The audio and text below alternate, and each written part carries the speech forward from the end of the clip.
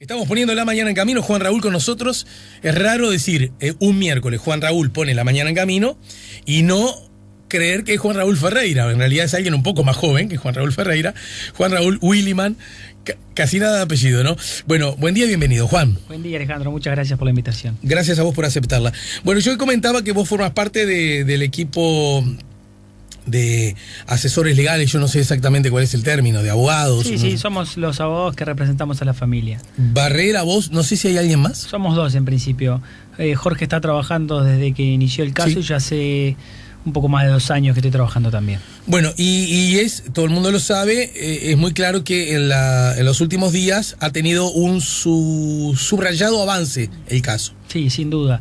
En realidad, lo que pasó en esas últimas 48 horas, que fueron bastante vertiginosas, fue que efectivamente el fiscal pidió la reindagatoria de una persona que ya había sido indagada. Te cuento que igual ya venían las reindagatorias, porque desde que asumió el fiscal, que tenía 3 meses, ahora 4 en la causa, venía revisando todo el expediente.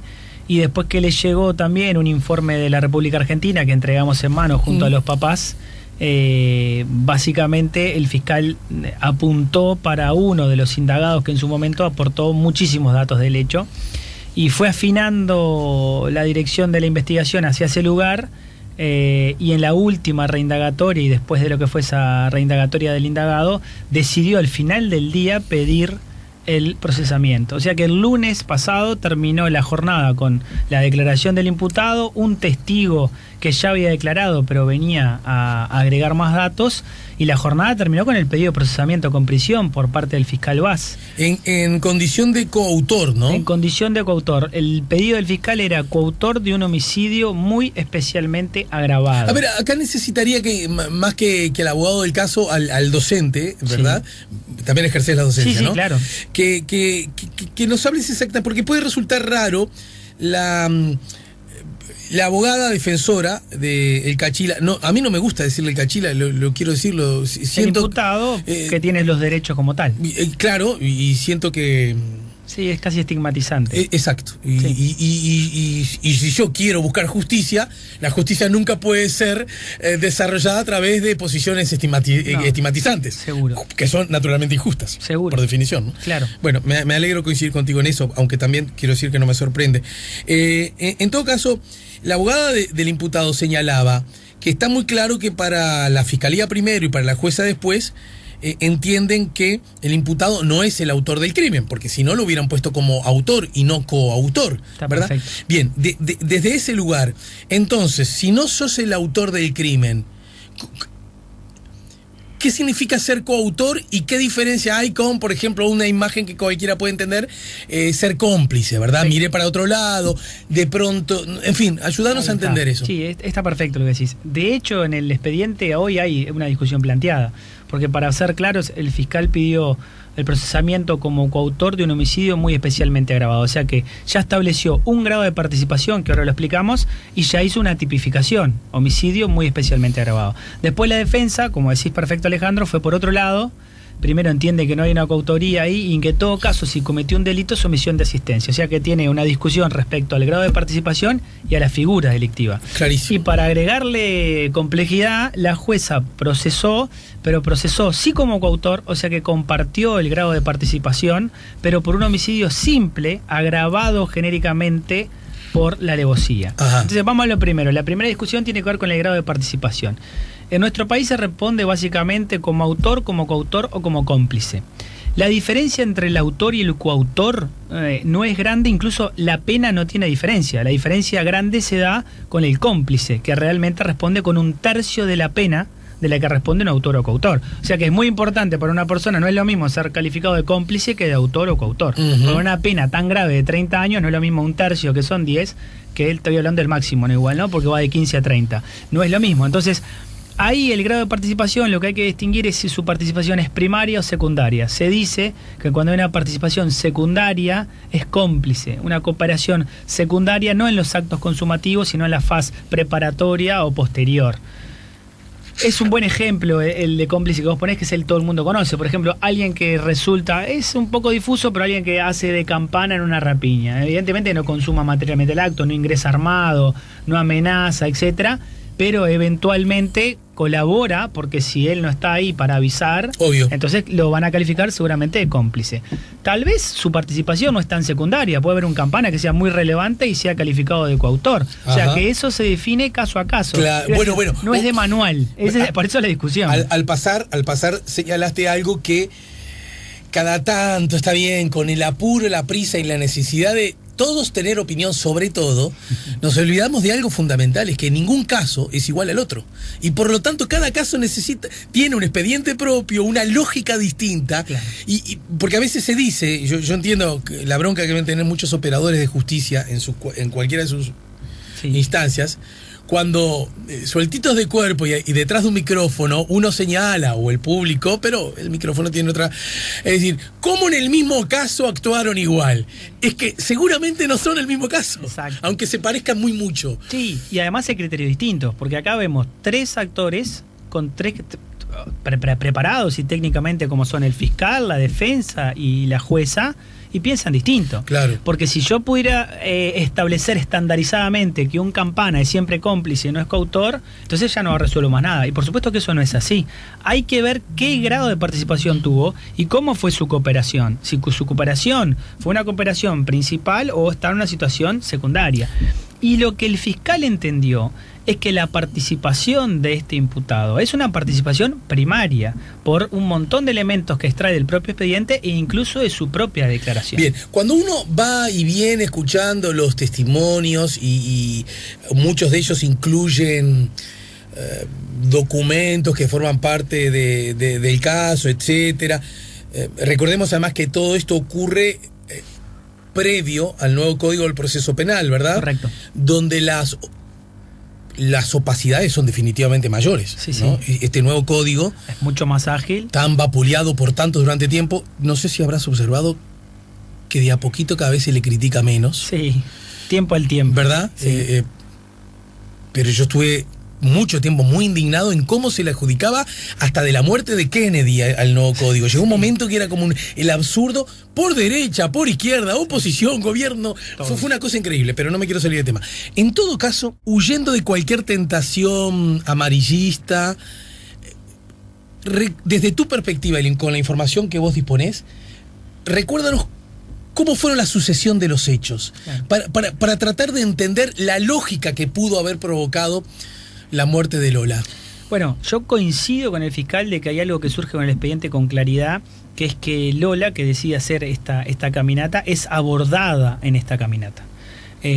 Porque además el imputado en su primera declaración, la gente dice, hace mucho que declaró. No, a mí me sirven más las declaraciones más recientes al hecho, más espontáneas que las que se producen posteriormente. Sí, entonces, cualquiera puede entender eso. Puede entender, ¿no?, que esa declaración tiene una espontaneidad y una frescura que otra no tiene.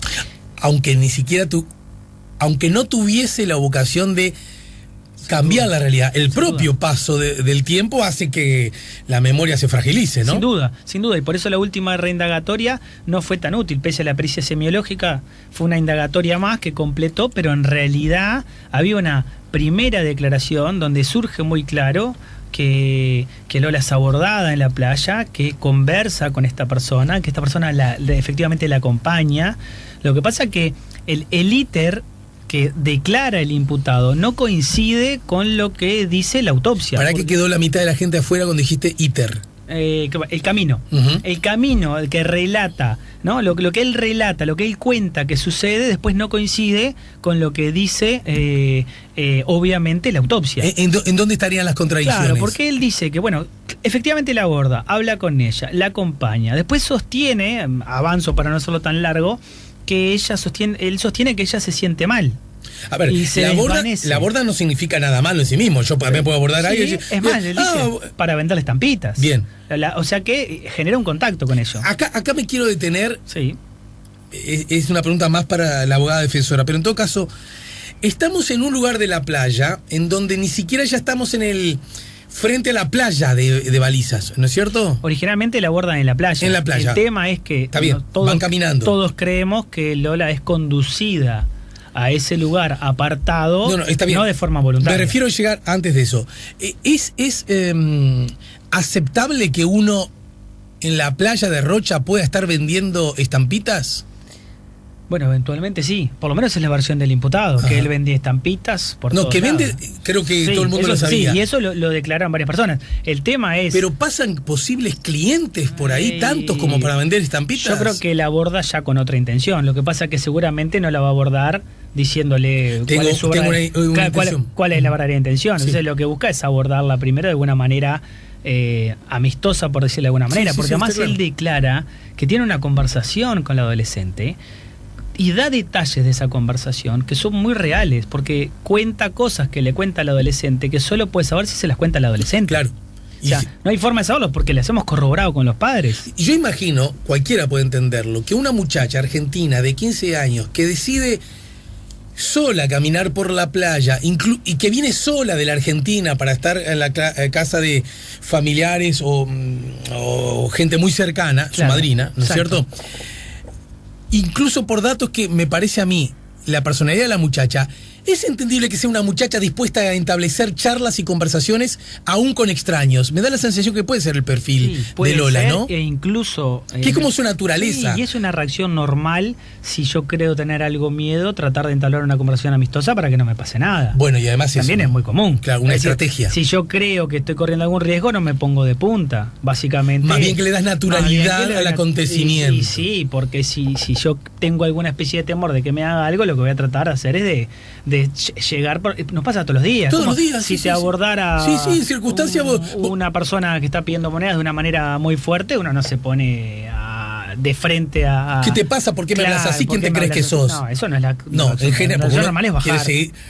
Quiere seguir con su vida cotidiana. Instintivo, de protección personal. Es instintivo. ¿Qué haces, flaco? No, ¿sabés que me agarraste? Sí. Claro. Y hasta busca excusas que son inadmisibles, porque uno no debería darle una moneda a nadie. Todo lo que sabemos, ¿verdad? Pero eventualmente uno, por un instinto básico de preservación, no se para de punta. O sea que eventualmente esa charla puede ser cierta, sobre todo por eso que decimos de que el indagado originalmente da detalles de la charla que coinciden con cosas que solo Lola puede saber.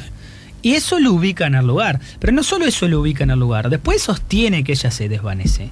Sostiene que cae de rodillas. Sostiene que después cae y se golpea. Ahí es algo que yo, mirá que he escuchado y no termino de entender. Sí. Nada de esto, el desvanecimiento, el caerse de rodillas, cuando la muchacha se siente mal, en el lugar incluso, porque él ubica el lugar. O sea, estamos ya a una distancia considerable de la playa, del agua, para decirlo claramente. Fue claramente conducida. O sea, ¿Qué va a hacer un adolescente que está caminando por la playa y se va a dirigir a una zona de pajonales? Casi es una cueva donde está ese árbol de acacia, casi es un lugar apartado. Pero aún en el relato del hombre, del imputado. Sí, el relato del hombre dice que... ¿Por qué justifica irse del agua? Sí, porque busca sombra, porque lo cual es irracional, porque se siente un poco mal, entonces él en su relato en un momento dice algo así como, bueno, vayamos a la sombra, que a lo mejor te sentís mejor. Bien. Y es más, sostiene que ella estaba con una botellita de agua, que es verdad, está con una botellita de agua, porque sale con una botellita de agua y lo confirma su madrina. O sea, más detalles de qué tenía, detalles de la ropa, detalles de ella, todos detalles que da el imputado que lo ubican inexcusablemente en el lugar del hecho, solo que su relato después no termina coincidiendo con lo que dice la autopsia, porque ella ni se desvanece aparentemente de forma natural, ni se golpea la cabeza contra nada, y después él sostiene incluso que la ve muerta, llega a sostener que le toma el pulso, que él se asusta y se va.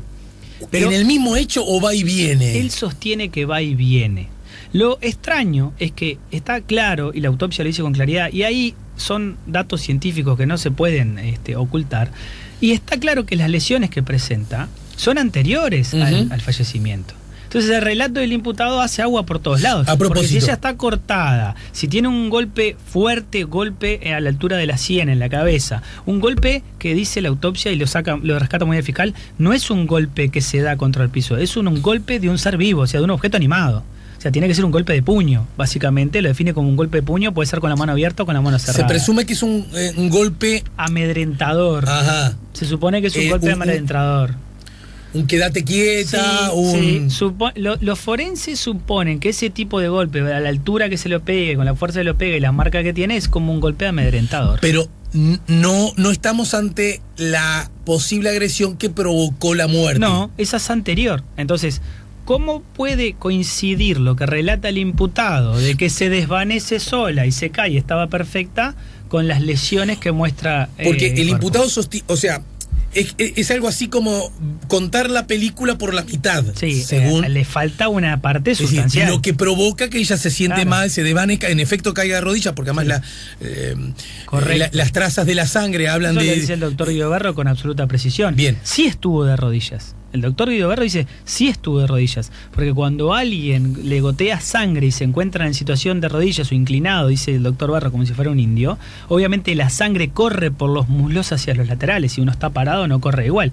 O sea que también es cierto que estuvo de rodillas, y eso es una cuestión científica de lo que dice un médico forense La de cómo ve. ¿Cuál es la razón que provoca la sangre? ¿Es Los ese cortes, golpe? los o cortes. ¿Cortes de qué tipo? Cortes de cuchillos. Eventualmente 1 hasta 2 con poco filo y aparentemente, por lo que dicen los forenses, tampoco mucha fuerza. Tampoco mucha O fuerza. sea, no lucen esos cortes como el corte que intenta matarte.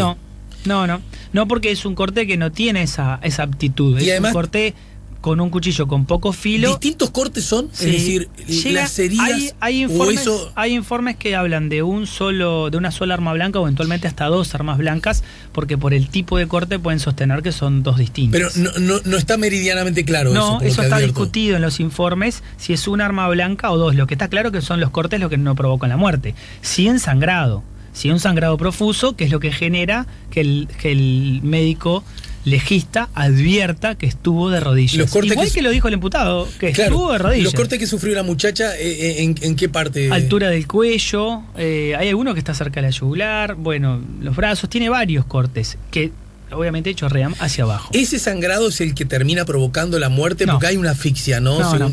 Lo que termina provocando la muerte está muy claro en la autopsia también. Ella es apoyada de alguna manera fuertemente contra la arena y ahí no es inmediato, eso tiene que llevar un tiempo también. Termina por aspirar arena, entonces ahí sí se provoca la falta de oxígeno. Bueno, y la falta de oxígeno en el cerebro es lo que determina minutos después la muerte. Pero eso significa... Ese significa hecho que alguien le apoyó la cabeza. Tuvo que haber ocurrido durante muchos minutos, no necesariamente. No necesariamente, pero algunos minutos para eso se requiere. Lo que quiero decir es que no es instantáneo. Y que muchos informes también hablan por eso de una coparticipación, de que no estaba... O sea, que eventualmente... Pero el imputado por sí mismo no pudo haber, digamos, llevado... Sí, perfectamente, porque lo que lo descarta originalmente a este imputado es que no estaba su sangre en la mochila. Pero es una respuesta muy simple. Porque recordemos, la mochila tiene rastros de sangre, ¿no? Sí, de un hombre. Que no de es un hombre, o sea, sí, rastro de sangre que no es de Lola, obviamente, de Lola y pero de que tampoco es de este individuo. Que tampoco es este individuo, pero eso no implica que sea descartado, porque alcanza con que sea otro el que revise la mochila para que la sangre de este imputado no aparezca.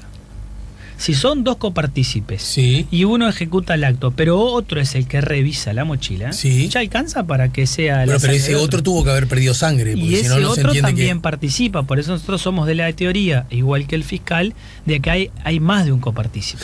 Son por lo menos 2. Alejado, obviamente, una vez más lo insisto, de la morbosidad. ¿Hay señales de que pudo haber sido abusada sexualmente? No, ninguna. No lo hubo. Cero indicio de esa posibilidad. La razón por la cual la abordan, todos la estaremos por determinar. No hay indicios físicos de un intento de abuso. El robo liso y llano. Es otra hipótesis. ¿Tenía dinero? ¿No tenía dinero? Sí tenía, y se sostiene que falta dinero de esa mochila. También está claro que alguien metió mano en esa mochila, que no es Lola, porque dejó sangre cuando metió la mano.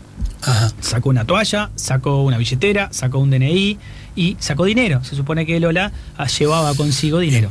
Vamos a la pausa. Al regreso, todo esto que estás contando, lo brutal de todo esto, o por lo menos saca los adjetivos, todo esto que estás contando, en realidad ya se sabía. Nada de esto surgió ahora, en este último tramo, ¿no es cierto? Es verdad. Entonces, hay algo que esto sí luce como contradictorio. ¿Por qué teniendo este arsenal de datos, pruebas, semipruebas o como se le llame en la jerga, no alcanzaron para?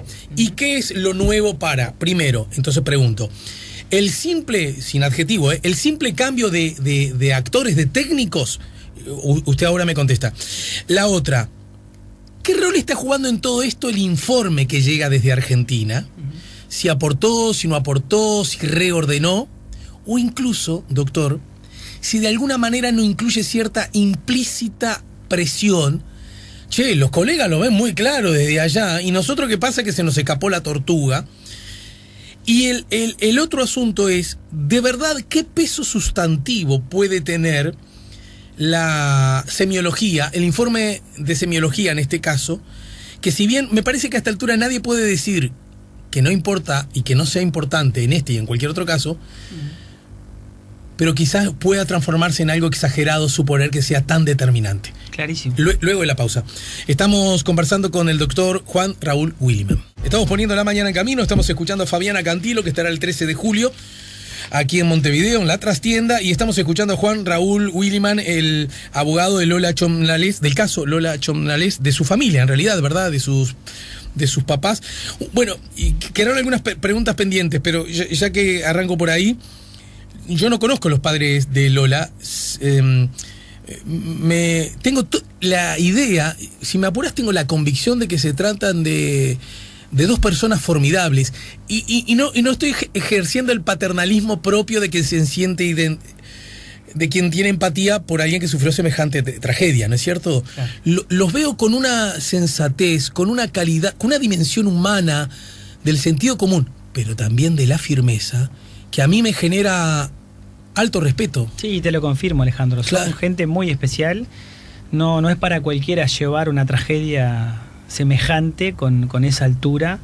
Te lo comparaba con lo que puede ser Graciela Barrera y Hugo Novo, que son los papás de Alejandro Novo, que tuvimos la suerte que se aclaró después de 10 años el crimen, y son también papás que son un ejemplo. Bueno, ¿no? Hasta en eso tienen en común estos dos casos, ¿no?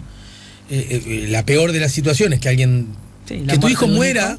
Primera cosa, ¿no? Y de manera intempestiva. Y además la forma. Sí, pero la forma del reclamo. Yo creo que tanto Adriana, Diego, o Graciela y Hugo tienen una forma muy especial de plantarse, porque se puede ser firme sin faltarle el respeto, sin tener que cortar una ruta. Creo que lo que hace Diego y Adriana, que reclaman por justicia y por acceso a la verdad de lo que sucedió, y lo que hizo toda su vida Graciela y Hugo, que lo hacen hoy a través de Afavide. Por eso funciona. ¿Se conocen entre ellos? Sí, claro, se conocen. Mira. Sí. De hecho, cuando viene Diego y Adriana, normalmente van a visitar a Graciela y a Hugo. A veces lo hacen en la sede de Afavide, donde funciona el consultorio jurídico que yo dirijo ahí con los demás compañeros de la UDELAR y los alumnos.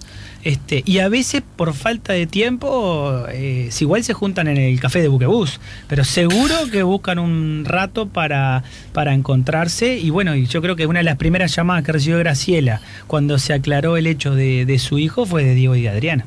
Claro. De madrugada era, pero la estaban llamando. Qué brutal. Así que tienen brutal lo que me contás. Un fuerte vínculo.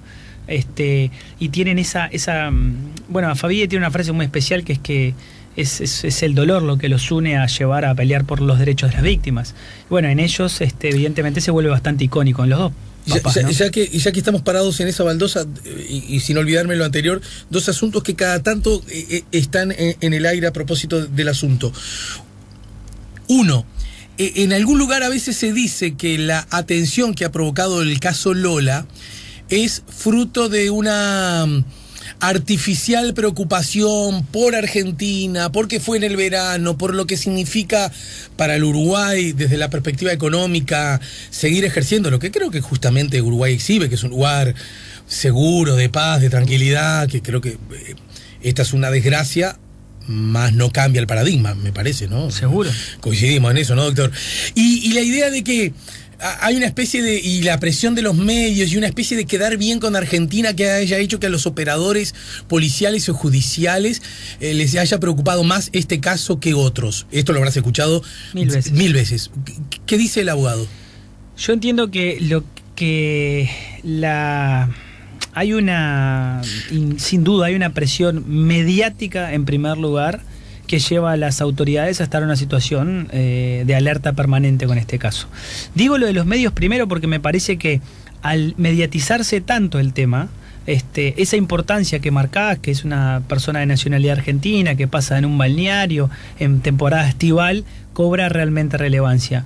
Pero yo también entiendo que lo que generan Diego y Adriana o Graciela y Hugo, como decíamos hace poco, colabora con todos los derechos de las víctimas en forma general. Porque esos casos que son paradigmáticos, pero donde queda claro la importancia de que las víctimas accedan a la información, la importancia de que participen en el proceso, de que sean escuchadas, de que sean atendidas, lo termina siendo extensivo, porque las personas tienen todo el derecho de preguntarse por qué sí en este caso y no en el mío.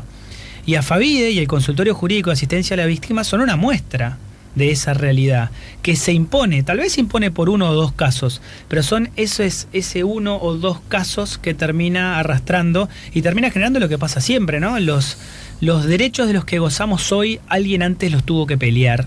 Y a mí me parece que estas familias pelean por derechos propios, pero que van a terminar siendo gozados por la sociedad, ¿no? Entonces, doctor, recordemos, me parece que es un buen dato incluso desde mi condición de medio, a la ciudadanía en general, recordemos que en caso de sufrir, de ser víctimas de alguna forma de injusticia vinculada a la inseguridad o a la violencia, hay posibilidades legales a las cuales uno, más allá de las que te da el Estado siempre, que incluso ahora están aumentadas por el nuevo código, porque la víctima tiene derecho a tener la información, a seguir el caso, ¿no es cierto? Exacto, claro. Además está el consultorio de AFAVIDE, que me gustaría en media palabra que nos cuentes. Claro, eso es así. Digo, más allá de las críticas que reciba el nuevo Código del Proceso Penal, hay algo que cambió, y es el lugar donde ubica a la víctima, y lo ubica en un lugar preponderante. Queda claro que hay que respetarla, no como parte, pero sí como tercero coadyuvante en el proceso, con derechos fundamentales, ¿no? De acceder a la información, de participar en el proceso, en algún momento incluso de oponerse a un archivo fiscal o un pedido de sobreseimiento. O sea, la víctima pasa a tener una situación en cuanto a sus derechos y su reconocimiento como sujeto de derecho muy distinta a la del código anterior. A partir de ahí se generan un montón de cosas, que es la creación de la Unidad de Víctimas y Testigos de la Fiscalía General de la Nación, con todo su programa de testigos protegidos, y entre otros se genera el Consultorio Jurídico de Asistencia a las Víctimas, que es un convenio entre la UDELAR, AFAVIDE y el Ministerio del Interior.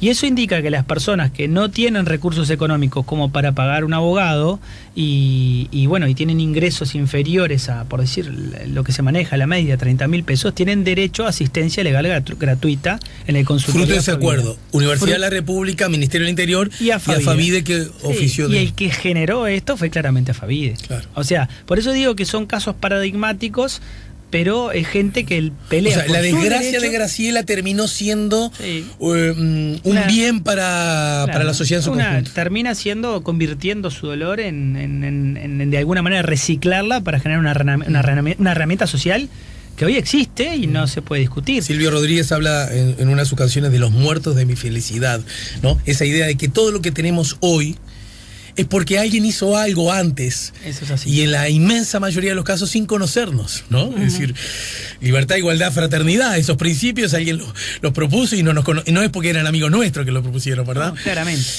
Volviendo, y la otra, no quiero sacar la pata del lazo, ¿sabes? Una cosa que está arriba de la mesa, y además me siento más tranquilo en decirlo, porque cito como fuente justamente a Diego y Adriana, los papás de Lola. Es muy rara, o luce algo rara la situación por la cual desde que murió Lola no hubo ni un solo intercambio entre la madrina de Lola, su familia con los padres de Lola, ¿verdad? Sí, es verdad, es una relación que no se logró reconstruir nunca. Pero ni siquiera hubo según cito como fuente de ellos, los papás. No nos hemos visto después de... Sí.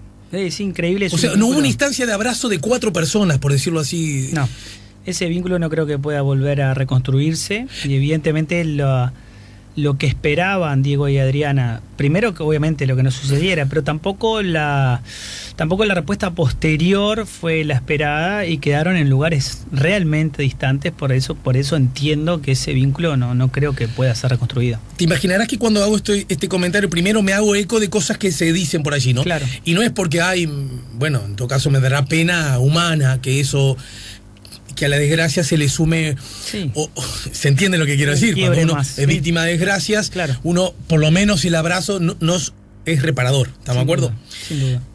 Lo pregunto, ¿no hay puntas de la investigación de las que se pueden tironear por ese lado?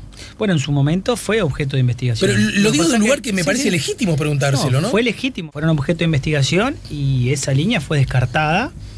Y yo entiendo que bien descartada, porque yo puedo recriminarle muchas cosas al punto de vista moral, pero no significa que el punto de vista del derecho tenga cosas para recriminar. Eso lo hemos hablado muchas veces.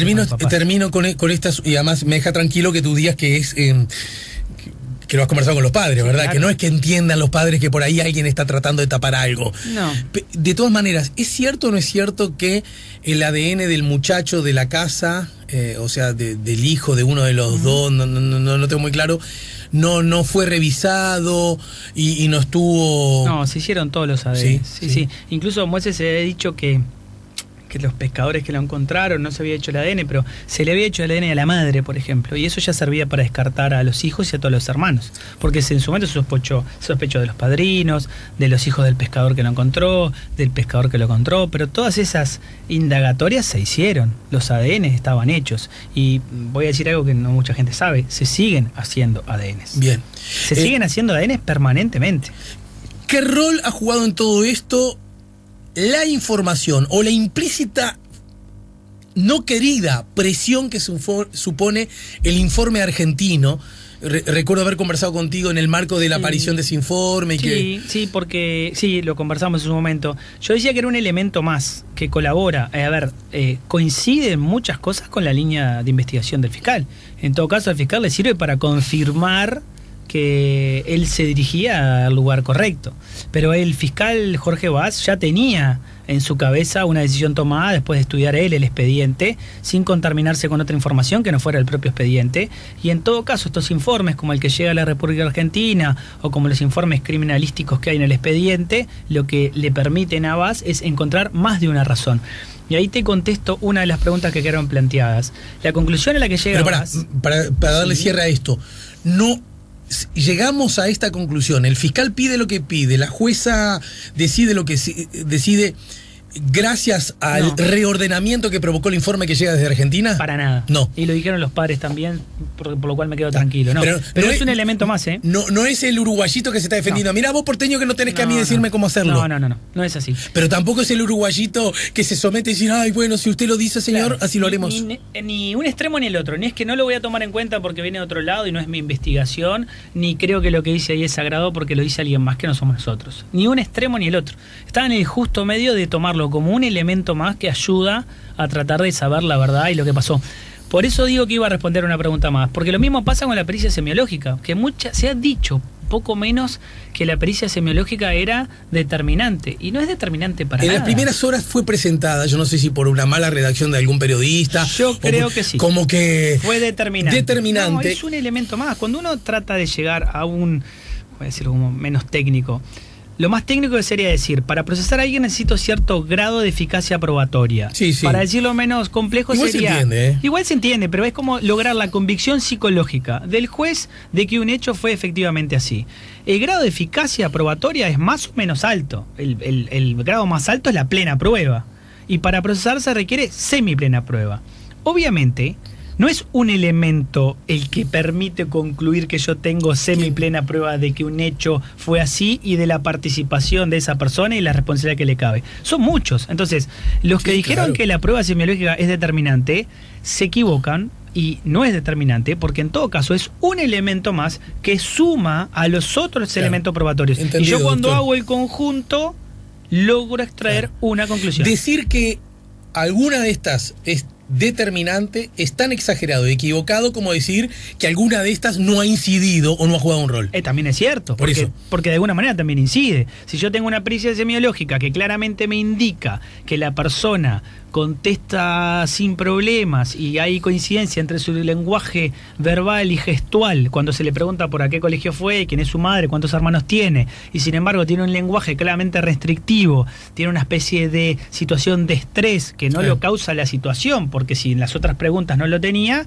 cada vez que se le pregunta por el hecho y lo sitúan en la escena del crimen, y ese lenguaje restrictivo lo lleva a decir que no recuerda y empieza a no haber coincidencias entre su lenguaje verbal y gestual, Entonces, yo no digo que es determinante, pero digo, es un elemento más que toma el fiscal. Lo toma. Cualquiera puede entender igual en esta misma narración que tú haces, y sin desvalorizar lo que acabas de señalar, que, a ver, yo que no estuve ese día en la playa, yo que no nunca fui, a baliza fui muchas veces, pero nunca fui de balizas a aguas dulces, ¿no? Sí. A mí me preguntás por mi mamá, por mis hermanos, de qué cuadro soy hincha, y más o menos te respondo bien. Y me entras a preguntar y cosas absurdas, porque no, y yo no sé si hasta yo no me pongo nervioso. ¿Entendés lo que te quiero decir? Eso lo entiendo. Y hago gestos que de pronto... Una cosa es estar nervioso, que es lo que no determina la pericia semiológica, y otra cosa es determinar si el lenguaje verbal y el gestual coinciden. Porque vos podés estar nervioso, Alejandro, y contestar. Y dicen, ¿estás nervioso? Sí, me pone nervioso y me pregunto esto porque yo no sé nada. Pero tu lenguaje gestual y verbal coinciden.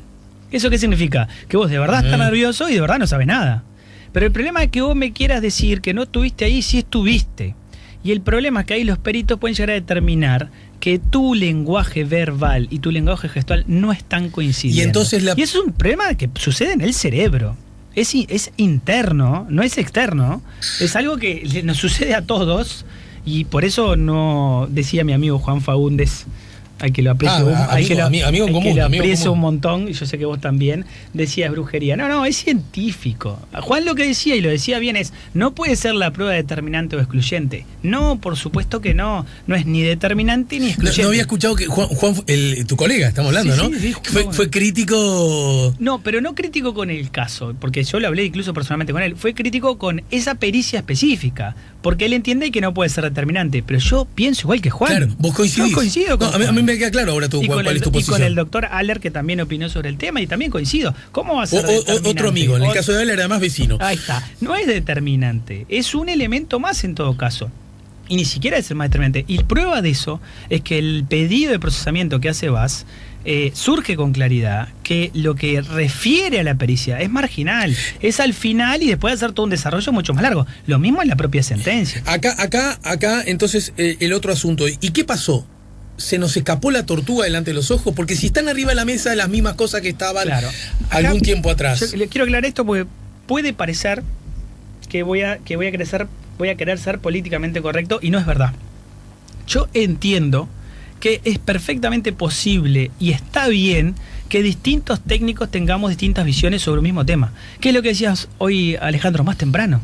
Es lo que vos decías. ¿Puede ser que sobre un hecho tengamos distintas valoraciones? Y claro que sí. ¿Cómo no va a ser? ¿Me dejas agregar algo? Sí. Esas distintas valoraciones vienen no solo porque los seres humanos todos somos distintos. Sin duda. Sino porque además en el sistema judicial, pero no solo en el sistema judicial, como están obligados a cumplir distintos roles, el propio rol distinto que vos tengas sobre los hechos te provoca, no artificialmente, naturalmente, que tengas miradas diversas. Sin duda.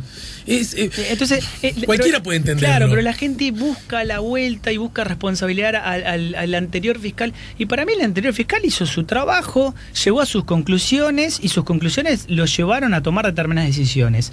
Y si este fiscal, con los mismos elementos y con alguno nuevo, porque también alguno nuevo hay, llega a otra conclusión. ¿Cuál sería el nuevo? Bueno, la reindagatoria. El análisis semiológico. Sí, algún informe. Bueno, el informe de Argentina no lo tenía, si vino hace un par de semanas. En lo que llega de Argentina, que es coincidente con su línea de investigación, tiene un par de semanas. O sea, ¿cómo lo iba a tener el fiscal anterior? Eso es claramente evidente, que ni la pericia semiológica ni el informe que vino de Argentina, por más que no sean determinantes, son de elementos distintos. Pero aún si eso no existiera, porque como no son determinantes hay otros elementos, también está el tema de tener una división distinta. Por eso yo hoy ponía el ejemplo. El anterior fiscal, con el análisis semiológico y con este reordenamiento argentino, capaz que opinaba quizás hubiera opinado igual lo mismo. Capaz que opinaba lo mismo. Pero hoy en día, con todo esto, tenemos 3 técnicos que opinan distinto.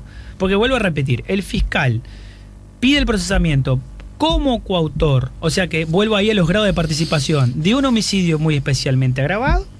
La defensa va por la teoría que en todo caso hay una omisión de asistencia, o sea que hace una recalificación delictual bien distinta, sobre el mismo hecho lo lee distinto, y después la jueza va y procesa sí, pero como autor de un homicidio simple, agravado genéricamente por la alevosía. O sea que tenemos 3 técnicos con 3 visiones que no coinciden. Porque el juez y el fiscal coinciden en el grado de participación, pero no coinciden en el tipo penal. Para terminar, yo estoy muy tranquilo en lo que digo, porque todas las cosas que estoy citando vinieron incluso por fuentes de de la propia familia Sí, o de su equipo de asesores legales, Sí, ¿no es cierto? es verdad. El papá de Lola dijo, lo que tampoco a nosotros en Uruguay nos puede asombrar mucho, que Lola fumaba marihuana, ¿no? No con esto estoy estableciendo que tuviera algún problema De adicción. vincular, ¿verdad? Pero que fumaba marihuana, lo que no luce en el Río de la Plata como algo rarísimo o increíblemente excepcional. Pero en todo caso, no debe incidir en el juzgamiento de los hechos y los protagonistas, ¿está? Eso seguro. Obviamente, ¿no? Bien. Y en mi caso mucho menos, que soy liberal al respecto y que entiendo que yo no fumo, pero justamente le otorgo el derecho que hagan otras personas cosas que yo no hago. Correcto. No existe la posibilidad, que a mí me resulta de muy alto sentido común, que Lola y el imputado se hayan encontrado y que luego de establecer una charla superficial, incluso con la idea de que este hombre venda estampitas en la playa, yo quiero decirlo, no es prejuzgando, es viendo la realidad. Me parece más natural que este señor venda cigarrillos de marihuana a que venda estampitas en la playa, en balizas estoy hablando, no Sí. frente a la puerta de una iglesia, Sí, ¿de sí. acuerdo? Pero eso es una cosa mía que como ciudadano la manejo, yo qué sé. Está bien. Pero en todo caso es lo que menos importa. ¿No podría resultar natural que uno demostrara interés por la posibilidad o de probar, o de conseguir, o de obtener, y que esa haya sido la causa inicial natural que haya provocado que Lola se haya alejado tanto de la playa, de la orilla, y que después sí los hechos tomaron una derivación que terminó en el crimen? Y eventualmente puede pasar. Primero que yo no sé si efectivamente Lola hacía eso o no. El papá lo dijo. Pero, claro, pero comentó el supongamos papá, que, como lo comentó el papá, eventualmente puede ser. Se lo escuché Pero en una radio. eventualmente, Canal. y de acuerdo también contigo, sin estigmatizar ni el lugar ni a las personas, eso es una conducta más que habitual. Sí, Puede sí, pasar y eventualmente puede pasar. O sea que si la pregunta es, ¿eventualmente eso es una posibilidad? Sí es una posibilidad. ¿Por qué además?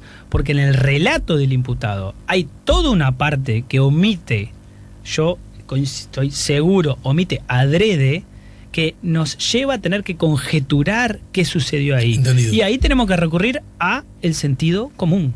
¿A qué nos lleva el sentido común? Porque si él solo aclara dónde la aborda a venderle estampitas, entre comillas, y después llega al final, que es el deceso, evidentemente él guarda información relevante de lo que pasa en el medio. En el medio, obvio. Y obviamente ahí hay que ¿cómo se reconstruye el medio? Bueno, primero con la autopsia, porque lo que indica qué pasó es los cuerpos hablan a través de la autopsia, indican qué pasó, pero hay toda una parte de relacionamiento que tenemos que usar sentido común, y el sentido que vos estás usando es sentido común. Y a propósito de qué es lo que pasó. Tu sentido común, o mejor dicho, y la acumulación de datos e informaciones y cosas que probablemente, líneas que conocés y que preferís mantenerlas en reserva.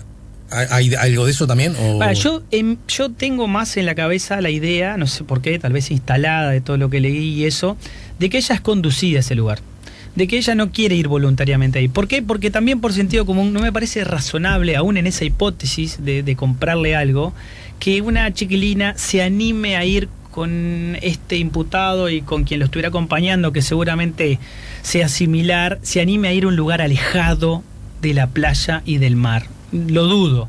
Es que inicialmente andas a ver si era alejado. Si vamos hasta ahí.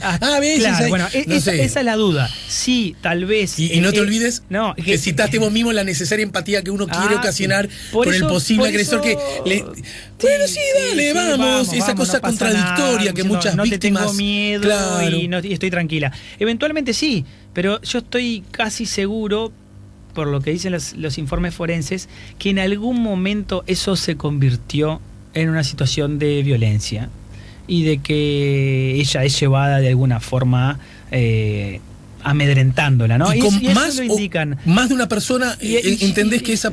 Bueno, esa es mi hipótesis, creo que el fiscal la comparte, yo entiendo que sí, y que hay un momento en que claramente la amedrentan, si no nos explica el fuerte golpe en la sien, los cortes. Y ahora déjame ver desde la mirada de la abogada defensora del imputado. Sí. Si no aparece esa otra u otras personas, Sí. de alguna manera no se fragiliza la hipótesis de que el imputado haya sido responsable? Porque cuesta entender que haya sido solo, ¿verdad? Sí, cuesta entender que haya sido solo, pero eso no le quita responsabilidad. En todo caso, como el procesamiento es el inicio del proceso, habrá que determinar todo esto que estamos discutiendo. ¿Qué grado de participación le cabe?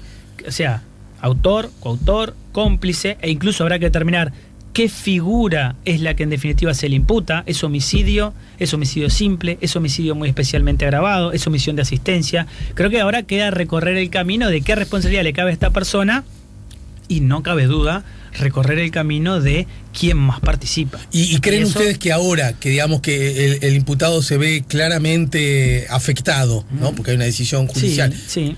Por ahora es un proceso, ¿verdad? Está procesado, eso significa que hay un proceso, ¿no? Sí. Pero está sin libertad, ¿no es cierto? Sí. Pero... Ahora sí, en caso que hasta ahora hubiese mantenido estratégicamente o mediante un pacto, un silencio, esto se quiebre, ¿existe esa posibilidad que...?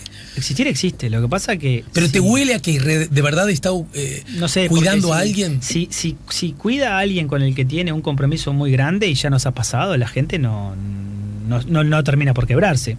Lo otro, él puede... una vez ya fue indagado y eventualmente salió bien del tema.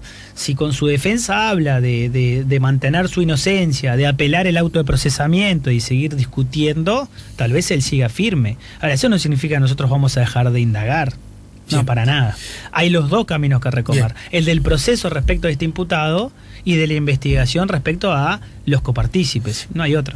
No tengo la menor duda, abogado, que vos querés encontrar al o a los responsables de este crimen. Sí. Pero no tengo la menor duda que antes que eso, querés que no se cometa ninguna injusticia. Sí, eso sin duda. ¿No es cierto? Porque ya se cometió una, y una injusticia no se paga con otra injusticia. Clarísimo. En ese sentido... Sí, prefiero un... A ver, si la pregunta es, prefiero un culpable libre porque hubo falta de pruebas que un inocente condenado. Sí, claro, estoy de acuerdo contigo. Lo que pasa es que compartimos con el fiscal y con el doctor Barrera desde hace mucho tiempo que esta persona este individuo no se está cometiendo un... Claro.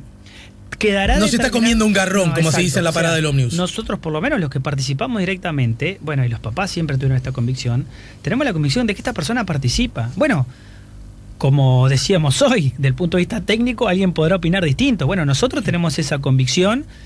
La única ventaja que tenemos nosotros es que tenemos el expediente estudiado, que fuimos en la indagatoria, lo escuchamos declarar, tenemos un poco más de información, pero admito que haya otras opiniones técnicas. Ahora, en cuanto al fiscal Vaz, el doctor Barrera, yo y supongo que la jueza, porque no lo hablé, nosotros estamos muy tranquilos con el trabajo porque estamos convencidos de que es así y de que hay que seguir en esta línea. Después la justicia decidirá, porque si apelan el auto de procesamiento y revocan el procesamiento, eventualmente es algo que puede pasar y está hablado con los padres. Porque una cosa es lo que pasó y otra cosa es lo que la justicia decida. Ahora, nosotros seguimos insistiendo porque los papás, estos papás y todos los papás que pasan por el consultorio, primero quieren saber qué pasó. O sea, son como dos caminos. La verdad es un gran sanador, porque estamos hablando de duelos muy complejos. Entonces, lo primero es llegar a la verdad. O sea, que ellos no quieren una persona no responsable por sentir, tengo un responsable. No, claro. No. Lo primero que quieren es la verdad. Y después que uno accede a la verdad, lo segundo que quiere es que se haga justicia. Y eso es lo que reclaman los papás y para eso trabajamos. ¿Lo lograremos o no? Eso es otra cosa. Ningún abogado puede asegurar resultados. Si un abogado asegura resultados, se equivocó de profesión, porque nuestra responsabilidad es de medios, no de resultados. Gracias, doctor. Me quedo con eso que sigue siendo una deuda pendiente desde la perspectiva institucional de Uruguay. Necesitamos verdad y necesitamos justicia. Muchas gracias, Juan Raúl Williman, y saludos a la familia. Bueno, muchas gracias, Alejandro. Si buscas un portón automático para tu casa o para la oficina, asegúrate que sea fuerte, que sea seguro, que sea práctico, que sea un SEA. Porque solo un portón SEA te asegura el mayor respaldo técnico, un service propio en todo el país y la garantía de todos sus productos. Ingresa en seaportones.uy o llama al 2601-2611. Si vas a elegir un portón, que sea un SEA.